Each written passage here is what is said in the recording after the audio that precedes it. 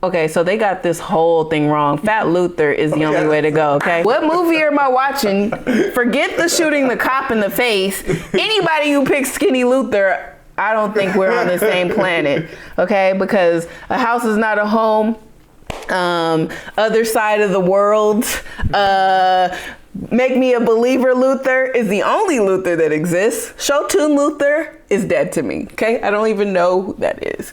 I bet you don't even know what the fuck I'm talking about, do you? I like that song, Dance With My Father Again. That's Skinny Luther, so you're out of this conversation. That's Shotun Luther. We don't fuck with him. Bonnie Parker et Clyde Barrow. Bonnie and Clyde. Bonnie and Clyde.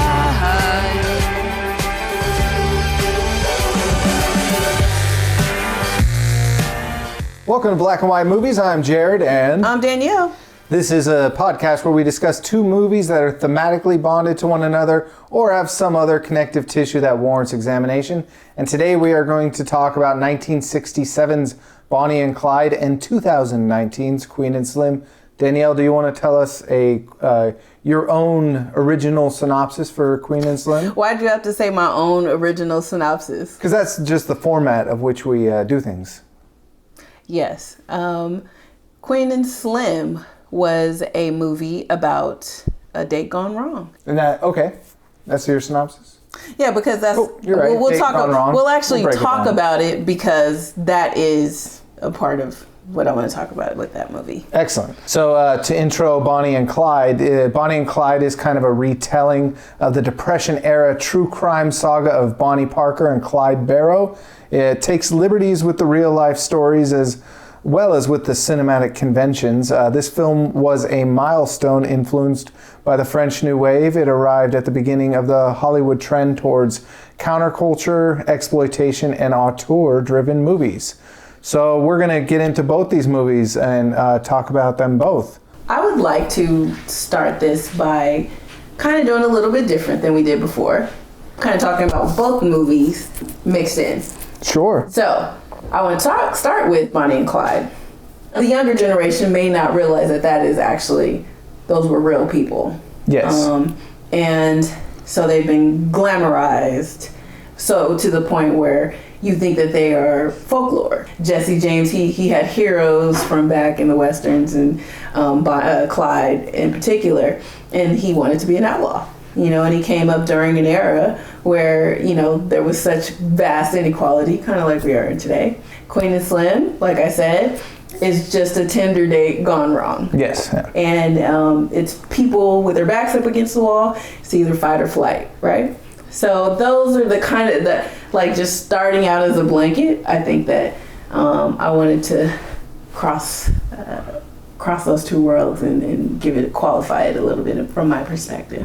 And that's the biggest difference between Bonnie and Clyde and Queen and Slim is Bonnie and Clyde, they start their journey gleefully murderous and robbing, not murderous, but as robbers, bank robbers, and they're excited and they almost have criminals. They almost have like a sexual excitement for criminality, whereas Queen and Slim are totally reluctant criminals. They're running from the law because of circumstances that put them there. In self-defense, they kill a racist cop. Right. And I would love to say that this is a spoiler alert, but it's not, because the trailer gave it away literally. Yes. From the time the movie was announced that is the theme of the movie. What do you think about that? So many movies tend to give away all of the plot in trailers to where you get there, you're like, okay, what was, why did I watch this again? Trailers generally annoy me. I try my best to avoid them. If I know I want to see a movie, I don't want to see a trailer. I just want to go in and see the movie. Well, how would you know you want to see a movie if you didn't see the trailer? Because you can always judge a book by its cover, and honestly, you can't. Honestly, sometimes just a poster or a director or a writer or an actor in there tells me I know I want to see the movie. Okay, so you're going based on who's in it and who did it, right?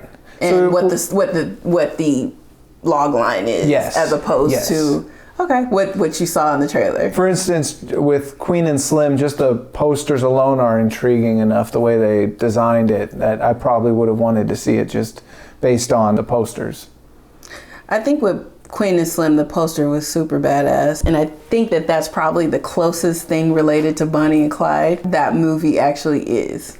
Exactly. They market it almost like Queen and Slim are these cool, like they are a Bonnie and Clyde who are gleefully running from the law and engaging in criminality, but really their journey takes them to kind of become that, and they end up with their cool outfits and cool car almost by accident, just circumstances, whereas Bonnie and Clyde were chasing that from the beginning. Let's dress like gangsters, let's steal cool cars. Yeah, I think I want to kind of separate the real people of Bonnie and Clyde from the movie, because glamorizing and the Hollywoodization, if you would, of Bonnie and Clyde is totally different from the real people. So I want to look at them from the movie perspective, not from the real for sure people that they were, because they were fucking murderous gangsters, right? Yes, let's just pretend they're just movie characters. Let's pretend, for the sake of this conversation,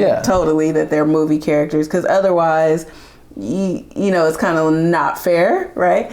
So if I'm looking at it in terms of movie characters, Bonnie and Clyde, which I will say that what I didn't know, I did not know that there was a whole gang of people. So it's not just Bonnie and Clyde. It's not just Bonnie and Clyde. I had no idea. CW and I had his no brother idea. And Did you know that? I've seen this movie before, but you kind of forget over time that you picture just the pair, Bonnie and Clyde. Yeah, I had never seen this movie before. Yeah. And you know, it was interesting to me that I guess I thought that they were a little bit more successful than they were as criminals, other than bank robbers. They both seem really good with a gun, but they're actually bad criminals. Like, they don't plot their crimes well. They're just kind of like, hey, it'd be cool to run into this bank right now and rip them off. And they tell, everywhere they go, they tell everyone like, hey, I'm a bank robber. This is Bonnie and I'm Clyde and we're bank robbers. So like, criminally speaking, like, the only reason they were successful at it all is this was an era where there wasn't phones or internet and the cops were awful. Well, not only that, they were totally at home. So it's not like they went to Oklahoma or, you know what I mean? Yes. They crossed state lines a couple of times, but they seem to keep coming back to Texas, which was the stupidest thing I could ever think of. Well, it made me really want to be a criminal in that era, because it seems, number one, it seems so easy to steal a car. You just kind of hop in and start it. And all the cars like rule, and then like you can just walk into a bank and be like, give me your money. Hey, give me all this. And so it's really easy to be a criminal then. I think everyone, like, there shouldn't have been so many Dust Bowl depression people. Right. Well, luckily, I guess at that time, not to mention the fact that there are absolutely no other people. There are no people of color. Bonnie and Clyde? Huh? Sure there were. No, they might not have had dialogue in the movie, but they were there. No, that I'm talking about just in terms of differentiating between people. So you just see a whole bunch of white people there. They're just people, right? So it's not like you stood out like a sore thumb in the era so you can get away with more. You can kind of hide in plain sight. Yes, gotcha. As opposed to being in a mixture of people like we are here in this melting pot. You couldn't mistake Bonnie and Clyde wherever they go, though, because for one, again, they're telling everyone who they are, and they're flashing everywhere they go. Well, clearly that's because of they were inspired by the West. Yes. Right? Yeah. That's a thing. You got Billy the Kid or, you know, Doc Holliday or whoever. They wanted to have that. Or Al Capone. I'm losing my errors. I have no idea. I think what this is in this is in regions too. No. I'm just saying in terms of their infamy.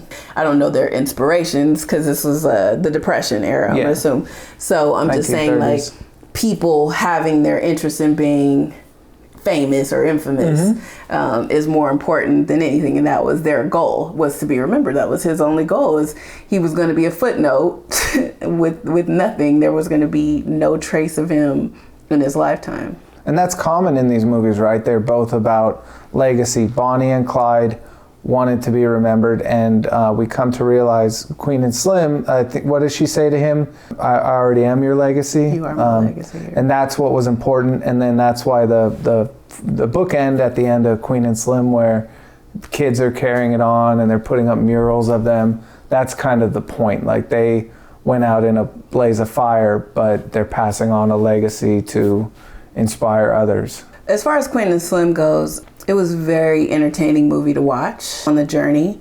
I think I've said this plenty of times before, but it is really hard for me to critique other filmmakers and their style that's new. Like, I could critique the hell out of Bonnie and Clyde. It was 1967. I could make fun of it. I could say all kind of things, but yes. Time and place. But for something as current as Queen and Slim, I want people to give it their own thoughts. And even when I saw it, I've taken time since I've seen it to digest it.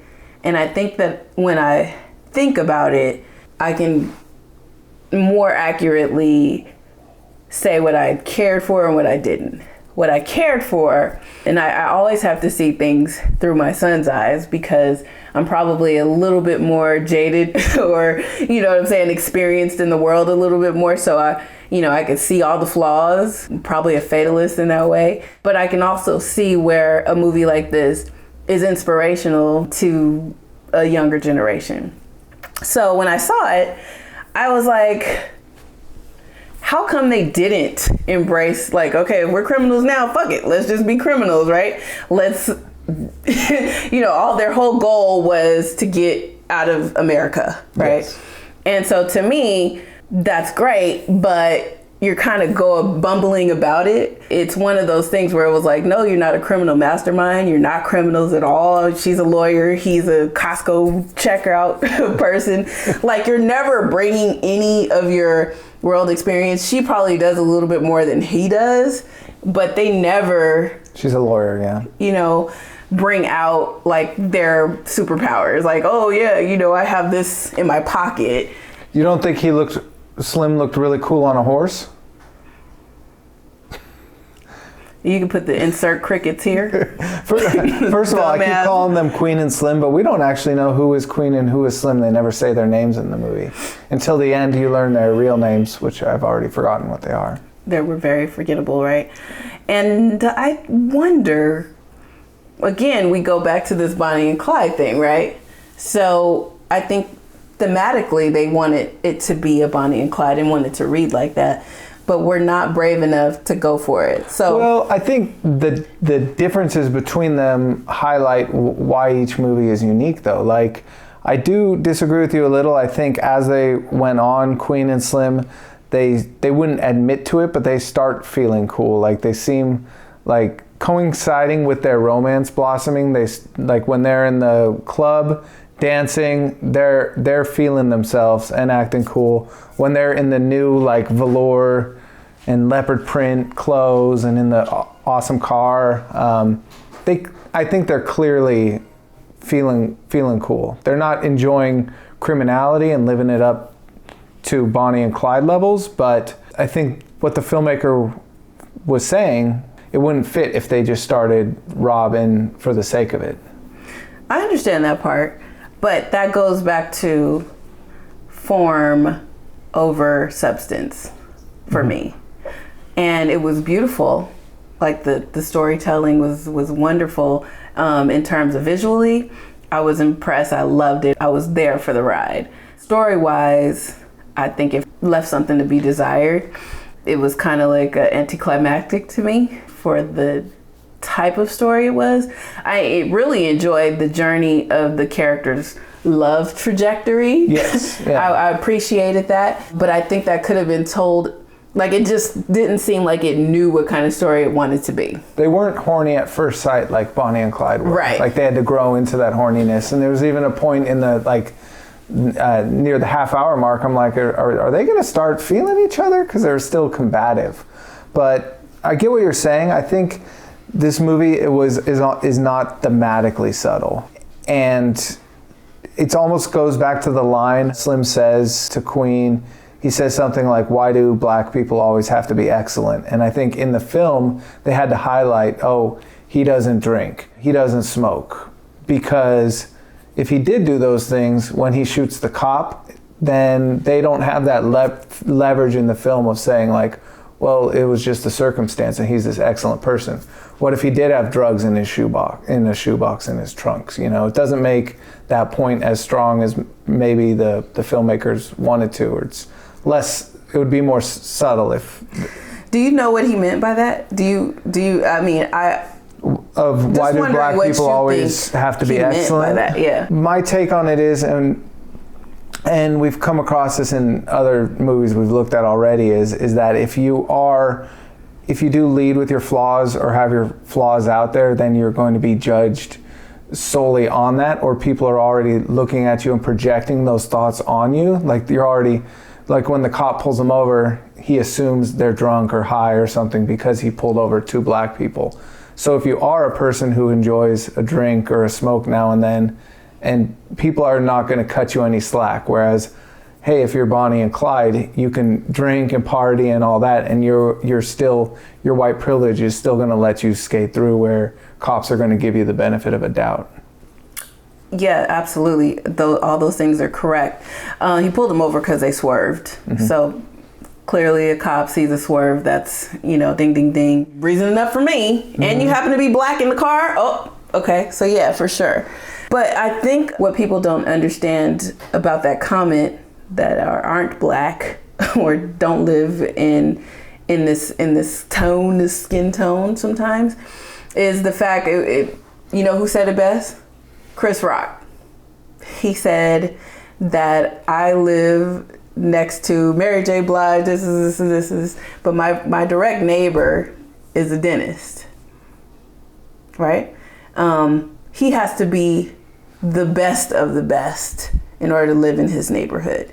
So there's no black dentist living next door to Chris Rock or Mary J. Blige or whoever, right? You just have to be white. So unfortunately in this country, because of so many oppressive things, like we all have the same things. You have a phone, I have a phone. You have a house, I have a house. I don't own mine, you own yours. Oh, that's where we diverge, right? And so when he says, why do black folks always have to be excellent? It's more so the expectation that you have to be striving towards this impenetrable goal sometimes. Mm-hmm. I can't just be a Costco worker right. and be looking on a Tinder date. There's a perception that in order to even have time for and she treated him like that from the beginning in that diner scene, right? Like he was a scrub or whatever, right? Yeah. Like she kind of like shamed him, like, oh, you just look like sad like a puppy. And this she was a bitch the whole time. You could afford and right? Mm-hmm. And he was like, no, it was black owned. Like, you know what I'm saying? He had substance. Yeah. And she automatically kind of chopped him up to that. And that was some real shit. Like that was actually fascinating. As I said, their relationship was the most fascinating thing about it. I think it got folded into this Bonnie and Clyde thing because sometimes as writers, no shade to Lena Waithe, I think she's a wonderful writer, but I think sometimes your experience hasn't caught up to your idea or to the idea. It's a unique movie, and I can see how they probably had to pitch it as the Black Bonnie and Clyde just to sell it. But I had no problem when I was watching it, like parsing them apart and seeing where they diverged. And I think this movie's strength lies in where it's different, but there's enough comparables between the two that I think they should kind of proudly sit on the shelf next to each other. They achieve different outcomes while having some similar DNA. I don't think there was anything wrong with the movie. I just think that the expectation of it being a Bonnie and Clyde, it kind of shows where, just like we talked about with the Joker, yes, right? You can't really go over that edge and be black at the same time. You're saying it would be nice to, why not have a black movie where you can enjoy the criminality and have fun with it? Absolutely. Like white people were invited to with Bonnie and Clyde. Absolutely. And a lot of it, I agree with you, and that's one of the differences of this movie is highlighted by that, is that Bonnie and Clyde, although they didn't really articulate it that well, they were going after the banks in the Depression era. So the common person can be like, yeah, rah, rah, we're all poor, go after the banks. With Queen and Slim, it's cutting to the heart of white supremacy and police brutality and all that. So while they were just as righteous, and in many ways they embraced their cause more, it's a little bit of a darker theme to gleefully enjoy. But I could see a movie that's tonally different where they embrace their cause and start actively going after cops, like the one kid does, the kid who idolizes them. But he walks straight up to a cop and after some dialogue shoots him. And I found that to be very disturbing, misguided, and the wrong message. What did it mean? I thought that was so fucked up and disappointing in terms of, why would you do all this work to bring people to your side? Yes. And take it away? Like, why would you? I understand the complexity that you're trying to present in youth and how people see things, but you just sent somebody down the same wrong path that you were just trying to, through this whole movie, overcome. I found that to be. What does it say that the cop ridiculous. was black? I found that to. Do we really want to go into my thoughts on that? Sure, okay. Yeah. Well, fuck it. That's what we're gonna do then. I think they had to make that cop black because they want to send a message. Remember, this is still Hollywood. As much as the filmmakers have been going around saying this is our movie and our ideas and our this, our that, then either you're working for them in that way and you're not allowing yourself to say no. This is not a all lives matter kind of thing or blue lives matter type of thing. This is a specific thing. So the cop comes up to the kid. The part we're talking about in the movie, if you're listening, if you haven't seen it, is a kid. He idolizes Queen and Slim, and as they go around the country, they're finding that they have created this synergy, and that people are like, yeah, somebody finally fought back. They're you know what I'm inspiring saying? a social movement. Yeah. Right. So like everybody in their mind is like, why the fuck is George Zimmerman even alive? Like, it's all these gangsters. How is he still walking around here, right? So in this moment, in this area that they're in this town, they're going through and there's a rally and they're going to confront the police, and there is a confrontation. And this one kid who is idolizing and looking up to Queen and Slim, probably because the man's foot has been on their neck, right? He ends up shooting this cop who's like, hey, brother, you know what I'm saying? He shows himself to be a black man, like, look. Yeah. But the kid can't see past his police uniform to his skin and kills him. Yeah. Right? That was devastating and took away from the whole story. Well, I'll say this. I was in the theater, and in that exact moment, I hear this guy say, fuck it, and get up. And I look over, and him and his partner got up and walked out, and it was a black couple. And they got Let me tell you right now that you ruined the whole fucking movie with that one moment. Like, you literally, I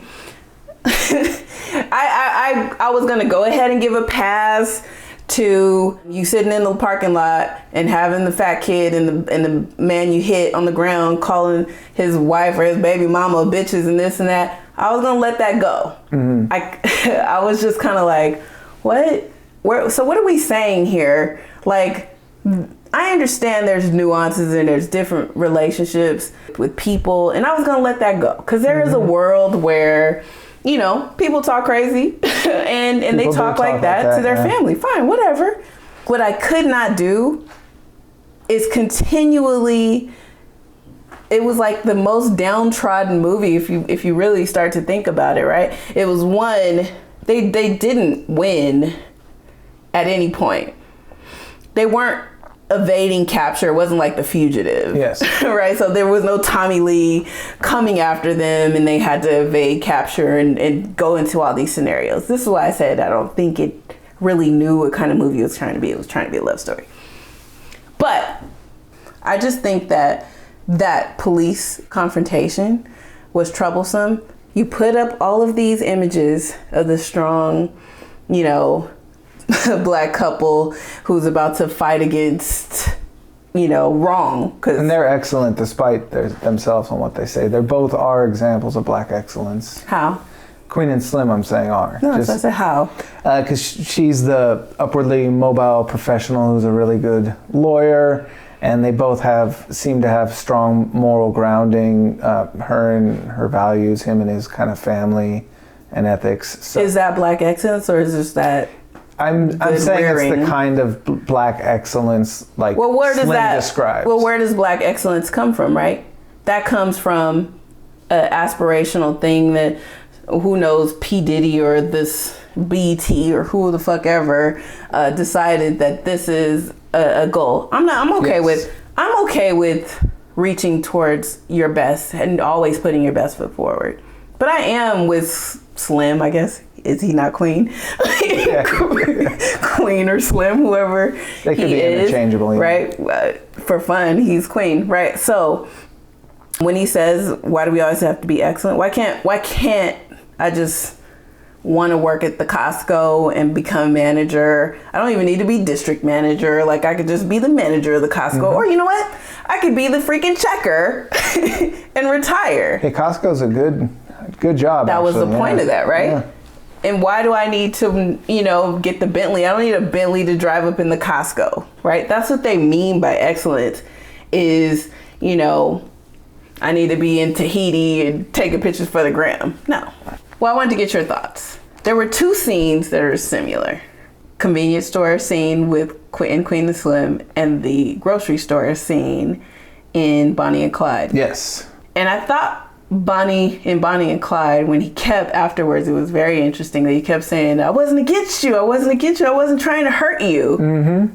I thought that was very interesting. He was incensed that the butcher, I guess, turned violent on him after being robbed. Because they saw, Bonnie, at a certain point, they saw a division of actual violence and robbery. Their turning point is when he ends up shooting the cop off the car. But prior to that, they never saw what they were doing as actual violence. Like, he might be pointing a gun at you, but it's a very simple transaction. Here's the gun, hand me the cash. In Queen and Slim, there's a similar scene where he flashes the gun, and it's that simple. And in both movies, there's an interesting pushback. Like, the butcher attacks them, they try to defend the money in Bonnie and Clyde. And in Queen and Slim, I like how the clerk, he has no investment in that business. He's probably making minimum wage. So he's like, hey, yeah, you can have the gas. Just let me hold the gun. Right. And that's just a great moment when he turns the gun on Slim and is pointing it at him. And he looks like a crazy ass white guy who could very easily pull the trigger and probably be a hero in the community too for doing it. But he doesn't. He really just wanted to handle it. Yeah, he's probably with them as well, right? Like, I think in this country in particular, we value the anti-hero over the hero a lot of times. And not to say that he even knew, he could have known who they were, who knows? That's up for debate. They were on the paper right there in the store. Right. So he probably did. He could have totally, and I don't think he ever intended on doing anything. He really did probably just like, let me hold a gun because he is the shooter. Like, I think that was like a prelude to say, like, you guys want to ignore this threat right here, but the people who are actually trying to defend themselves against harm, you want to criminalize that aspect of what's going on. But Bonnie and Clyde, when the butcher is attacking him, it showed to me, like, afterwards, when he was so outraged by it, shows their age. To me, it seemed like, oh, these are kids. Yeah. You know what I mean? Like, that was a moment in the movie where I was like, oh, he's so young. He doesn't understand that you took out of that man's mouth. You took out of his family's mouths. You are harming. And it could have been their reasoning for wanting to continue stick to banks. Yeah. You know what I'm saying? Like, it could have been an awakening. Clearly the movie wasn't aware of itself like that, but it did show that their youth, and they were both young. Like, she was a young lawyer. I think they probably couldn't have been more than 25. I don't know, what age would you read them as? Yeah, like late 20s, I think. Late 20s? Yeah. So they were very young. And if I needed to get on a plane to get out of the country right now, I don't think I could do it. What about you? Oh, I would love to. I can't do it. No, I mean, I'm just saying, if you committed a crime. Oh, yeah. And you needed to get away, how would you do that? Well, and a lot of this, the movie kind of had a cop-out in that he was the trust God guy, so that there was a lot of luck in their plan, that she just happened to have pimp Uncle Uncle Earl, and Uncle Earl just happened to be an Iraq vet he was in Iraq with Flea, and so Flea just like happened to owe this debt, and Flea just happened to know a guy who had a plane. So it all like lined up real good, didn't it? But the movie has a great cop out in that he was the trust God guy. So kind of God was pulling the strings. Yeah, God's always pulling the strings. But in the same sense, don't you think that God wouldn't have not got you in this situation? I mean, I'm just saying, God not for needed nothing. someone to have a legacy to inspire, I guess, in this movie. But I wanted to return to the moment you were talking about when the kid Junior shot the cop in the face. And I looked at it a little differently than you. I didn't have a definitive reason, this is what the filmmaker was saying. That to me was one of the moments where the movie felt a little more complex, and it was just looking at cause and effect.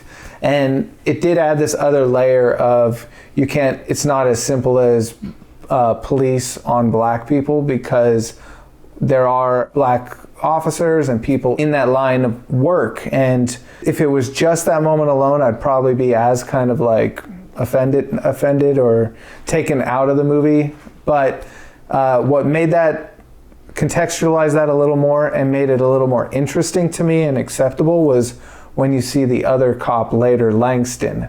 He opens the garage and sees them and has this weird moment where he lets the deer free. And I noted that his name was Langston. I thought that was interesting. But to me, that kind of said both sides of the law of when you have a black men or women on that side of the law, they can be the lapdog to state violence and go along with it, or they can take the other road and be above their badge at certain points. Well, this kind of goes back to the lens you look through, right? Mm-hmm. When it comes to police and being black, being pulled over, it's not hyperbole when I wouldn't know how you felt getting pulled over by the cops. I don't know how that feels for you. I squirt a little in my pants every time. Nice. Like I had the same feeling like in the movie when you're watching it and you feel that tension. I do feel that tension. Okay. But I've had cops point guns in my face and it's... Yeah. I think that it doesn't necessarily turn deadly, painfully so, just casually knowing people who've gotten their ass beat by the cops. Like, do you have friends who've gotten their ass beat by the cops? It's one of those things where it was enough for the person in your theater to be like, I'm not doing this anymore. Mm-hmm, mm-hmm. Like, that's how difficult it is. So I just think that for me to make that cop black in the first place was troublesome. And it didn't redeem itself by letting them go free with the next cop. I think it definitely complicated the movie and maybe bit off more than it can chew. But I will say, I think the filmmaker was trying to say that to a certain extent, once it's an issue between black people and police. And once you put on that uniform, you're maybe not representing your people as best you should. Bonnie and Clyde, let's just be clear, would never have made it an inch, right, outside of whatever hodunk town that they came from, had they been freed slaves who decided to do the same thing. Yeah. Right? You see how the man crept out from some obscurity when they were sleeping in this abandoned house or this repossessed house. Okay. Say it. You got this random black guy. Let's talk about that. I just want to get your take. I love the scene in question. Okay. The scene in question is they squatted in a house. They're out there practicing with their guns, and then a guy comes out from nowhere. He was the owner of this house before the bank repossessed it. And what happens? Some random ass fucking field hand, black guy, comes out of nowhere. Like, where have you been this whole time? Like, were you just... He was with the family. No. Why was he way over there, though? He's like way in the West Field. Like, they're in a car over here, right? Yeah. He wasn't in the car with them. He was totally not in the car with them. Slightly off camera. He was slightly off camera. Are you crazy? He was like coming from like randomness. I took it as this family used to have a farm. The farm failed. They lost their house and they moved on. And he was like a friend that they paid money and lived with them as a field hand. But where the hell did he come from? He was not in the car with the family. Yeah, but the podunk old white guy also wasn't in the car. He was kind of like... Yeah, he was walking around the house. So are you saying, okay, they both jumped out the car? Keep the wives and the kids in the car, and then the two fellows, they walk along with the car. They split ways, and then he's coming back. Yeah. I just thought it was weird that he goes, hey, my friend, come over here. And what's your name, guy? And the guy shoots as well, smiles, but he doesn't get any dialogue. So I took that as like, you could have given the guy some dialogue. Every single time a black person popped up in this movie, they just came up out of obscurity. Remember at the end when they got shot up? Like, what are you guys doing? Why are you... They were onlookers. It was important to have onlookers. So they were like, you got this group of white guys shoot this other group of white people. Then some black people came to be like, oh, you got the good old boys with guns who just shot up a whole bunch of white kids, and you're gonna come from a mile down the road and walk up on this event. Yeah. Well, that did not happen. The cops actually did a service out of respect to the black people in that they saw them coming and they said, oh, we better have this shootout before they get close to us because we wouldn't want them to die in the crossfire. Sure, friendly fire, yeah.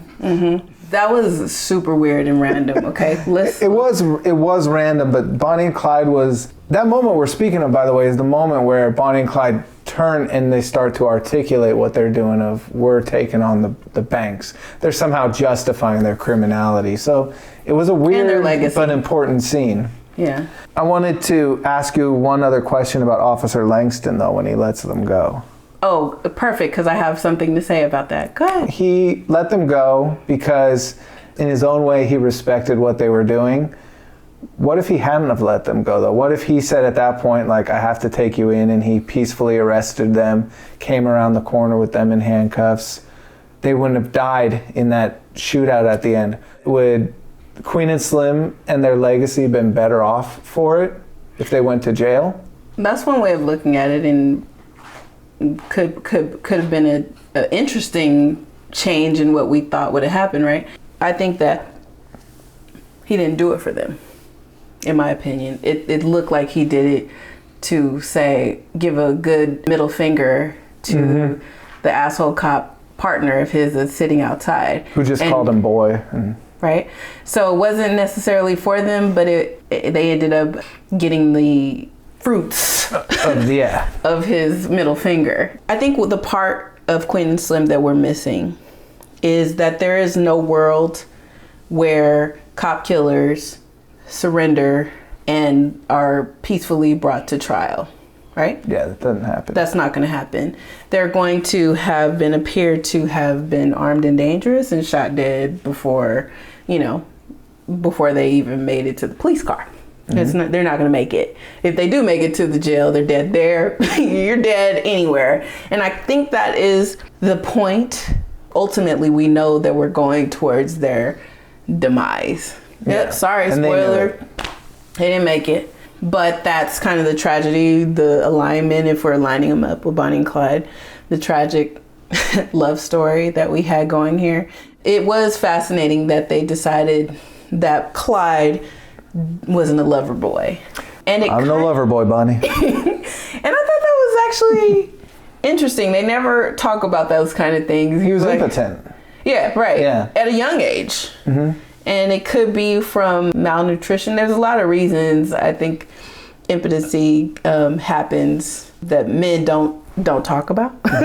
But to have it in a film like this so early on. Especially they start with such horny energy. Like Faye Dunaway, you're introduced to her just kind of stripping for herself. Naked she's and really horny, looks out the window and is like, oh my God. Tips pressed up against me. A handsome boy, I'm horny now. And like some random guy standing at my car. Or, like, what?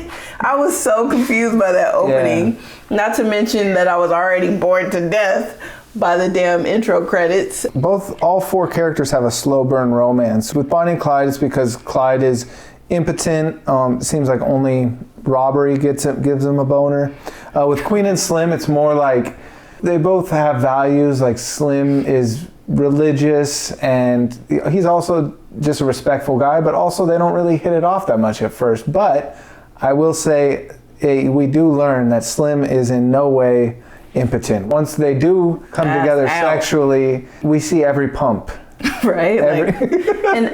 What did you feel about that being intercut with that rally? Like, did you find that to be... It was odd.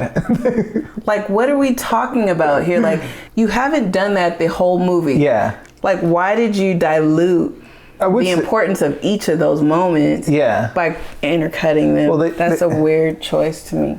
They do say later that, fucking makes children, and they're talking about birth and all that. So I think it was saying, like, in a way, protests are a fruit of their labor, and here they are sexually realizing their union together at the same point the world is kind of realizing what the two of them coming together means. But it also could have just been a functional thing, because that sex scene would have seemed really long if you were just watching it continuously. It was really long without it. Yeah. Which I'm not mad at it at all. I just don't understand, why would you build this up again and then take it away from me that I was rooting for them to get together and to come to some sort of place where, in this all against all odds, that you find this little moment of pleasure or happiness or togetherness or bonding. So why then dilute it with something that was equally important, an important buildup? So you sat there and you said, we're not going to make either one of these things satisfying. Exactly. Yeah, the audience can't enjoy their love because they just witnessed a tragedy. What did you think about the acting? Bonnie and Clyde has some of the trappings of its time, and Queen and Slim, in terms of the formula of it, some of the dialogue seemed a little on the nose, but the performance-wise, I thought everyone was great. I feel like I'm gonna go with characters instead of performance. If I look at a movie and I see performance, then it's probably not a good movie. That's my general observation. So when somebody says, "Oh, she acted her ass off," or "she did such a great job," I'm like, that means the movie wasn't that great, right? That's the director in me. As a writer, I go for a little bit of on the nose, not so much as, like you said, Queen and Slim happened to have, but I appreciated what it was trying to communicate. Because whereas Bonnie and Clyde had a poem at the end, I think the whole movie was poetic with Queen and Slim, with Queen or Slim being the narrator of the entire thing. So it felt like that the female character, she was the guiding factor. I loved Slim's character and his masculinity. He taught her a lot more than she taught him in so many ways about how to treat him. It's like you let people know how you prefer to be treated. And so for him to stand up, and he was not overly had this over bravado kind of thing, but he was very like, no, he was a stand-up person, which is why his weakness in some of the places was just kind of like inconsistent. I loved the little touches, like he learned to chew with his mouth closed quietly. That's some petty shit. Yeah. And so that to me showed a lot about where they'd come as characters. What does that mean? So, because you can learn to close your mouth, that you come a long way? Yeah, more so than him saying like, you know, you get the goosebumps when he says like, oh, I want to see all your scars, but when they're having that last meal together and you just notice subtly that he is now chewing quietly, it shows how they've come together. Kind of likewise in Bonnie and Clyde, right? They do finally come together. Bonnie finally gets what she wants and what she deserves from the beginning of the movie, right? When they finally make love and, you know, seems to be satisfied and happy to die with him by his side. Yeah. Because of this poem that she wrote. And he, you know, finally, I think it was an insecurity, you know, that kind of held him back a lot of the ways. And like you said, he got off on being the criminal and going in and, you know, bang, bang, shoot him up and chopping off toes. He's like this true grit kind of guy, right? But he can't sexually satisfy her. Right. Because of that fear. Here's where the two movies are a little bit different. They die, obviously, in similar ways, shot gruesomely by police. But when they're laying in bed, there's a moment when they're laying in bed towards the end of the movie with Bonnie and Clyde, where they're fantasizing about like, oh, what if all of our criminality was wiped away? And they're on the same page for a second, and then Clyde says, oh, it'd be so easy to rob again, and I would rob in a different state than I live in now. And she sees that they're not in the same place. Like right, she really was like, I want to just be with you and not be constantly running from cops. And he was fantasizing of, oh, I could be a much better criminal. Right, I would have done this. I would have thought this out. Well, I think that's funny you said that, because it kind of goes to the fact where he was more so interested in being a criminal and she just happened to come along for the ride. Yeah. Like she was never supposed to be there. It was him and his brother mostly that he was modeling himself after, and it was going to be him and his bro, you know, and that was going to be his life. She just happened to be up for it. Yeah. and came along. Okay, so final thoughts, which is the wokest and which is the wackest? And we've qualified this before. It can also mean best or worst.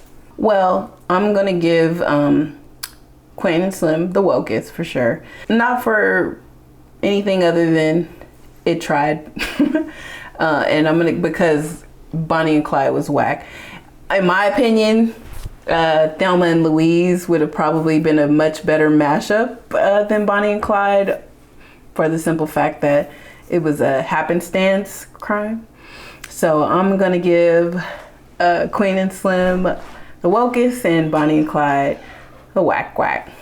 I'm gonna take the reverse of you, and I'm gonna say Bonnie and Clyde is the wokest, Queen and Slim is the wackest, and I'm just gonna use the rubric of best and worst, because I'm going to return to Bonnie and Clyde. Ultimately, to me, it's a more enjoyable movie that I would probably want to watch again. Queen and Slim, I enjoyed all the way through. I like the movie, but it has that kind of soapbox energy that I think many films have that don't have longevity. And there's a lot of movies like this that I've seen in the past that I really appreciate and I like, but they're a little too on the nose with the point they're making. Like I'm thinking of John Q, Battle in Seattle, movies like that where I'm like, yes, I totally agree with your message, but you're hitting me over the head with it.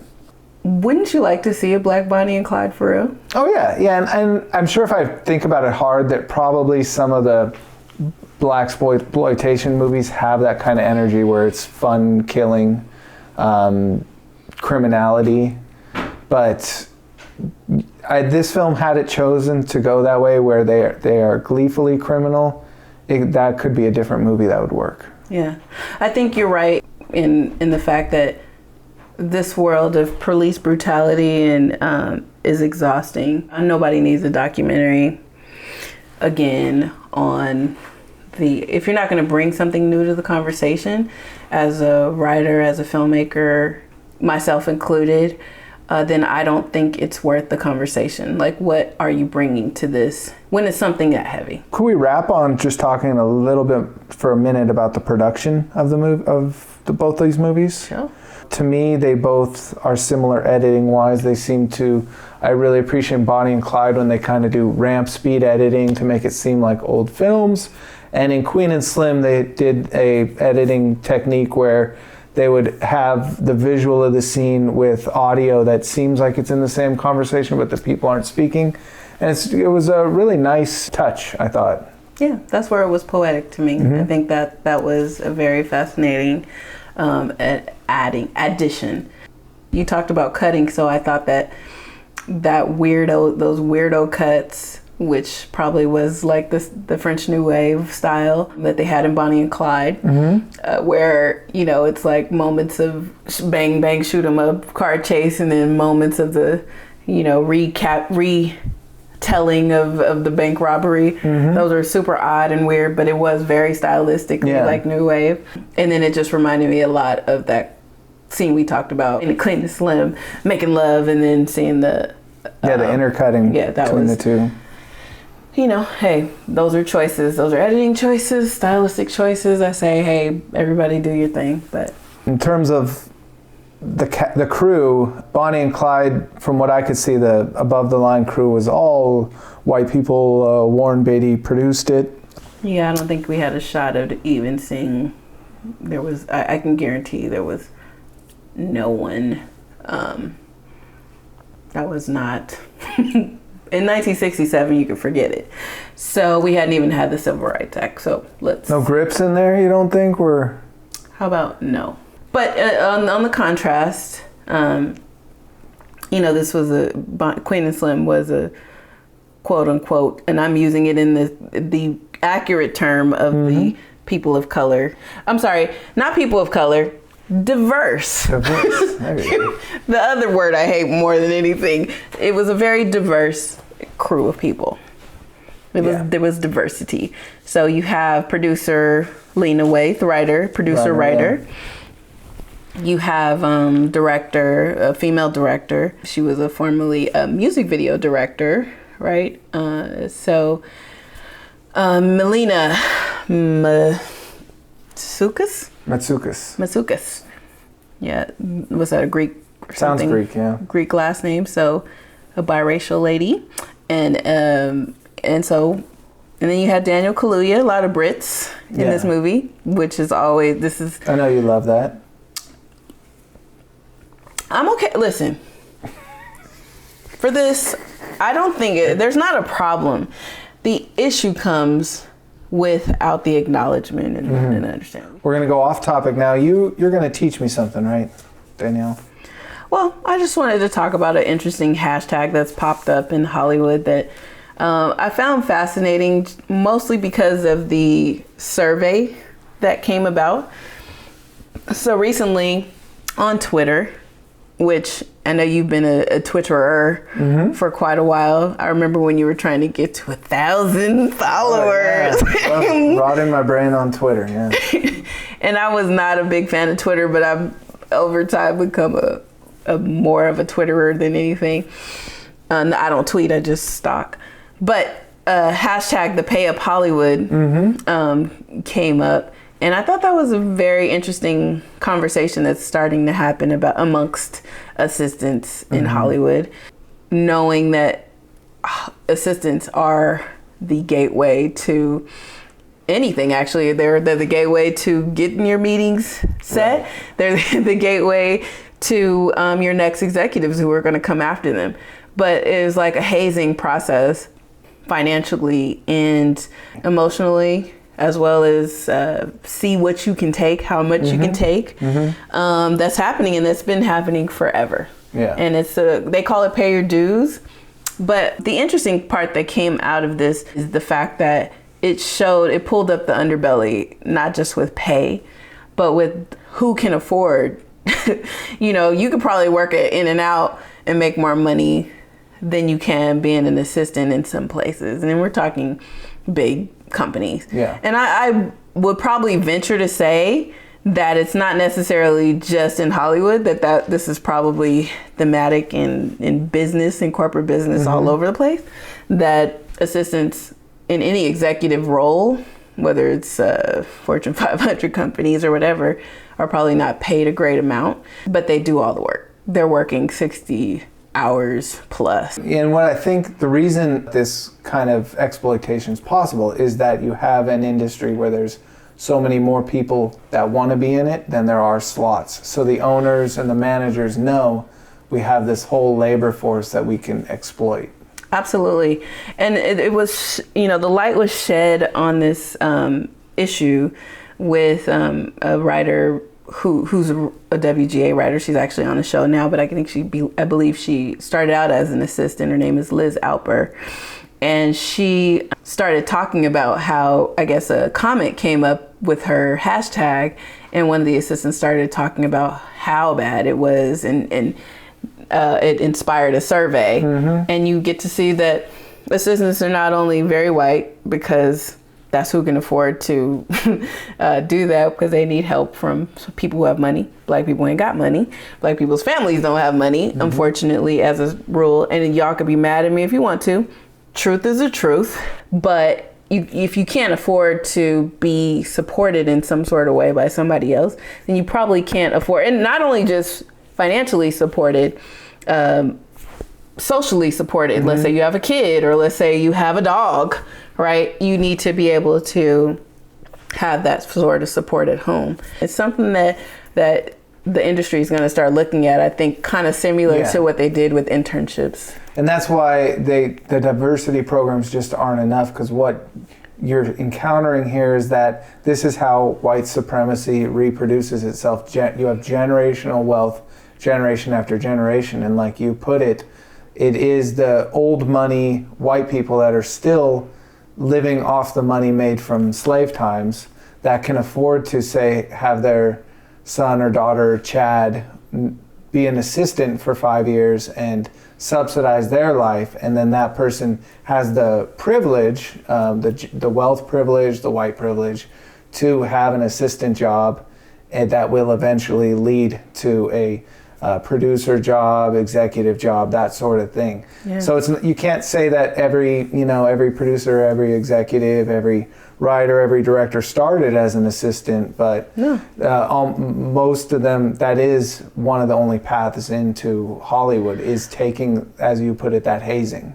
Absolutely. I mean, in all transparency, I am an assistant to a wonderful boss, but they are very supportive, and I have seen the bad sides mm-hmm. of this business. I work lots of hours, but luckily it's on things that I love. Mm-hmm. So if it was something that I hated, which I know a lot of people do, have to do such horrible grunt work, it would probably be unbearable, but it is the path to, number one, the information, right? So the amount of information that I know based on working in the position that I'm in is not immediately accessible to somebody who is an aspiring writer or director, somebody who is interested in I know how to get to that place.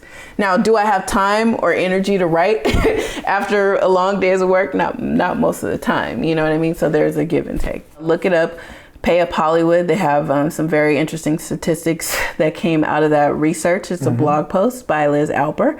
Check it out and let us know your thoughts. All right. So thank you so much for listening to the Black and White Movies podcast. So go ahead and like us and follow us on Instagram, Twitter, and Facebook. And you can always email us at blackandwhitemoviespodcast@gmail.com for if you have a recommendation for us. All right. Thank you. Thanks. Leur nom, Bonnie Parker et Clyde Barrow.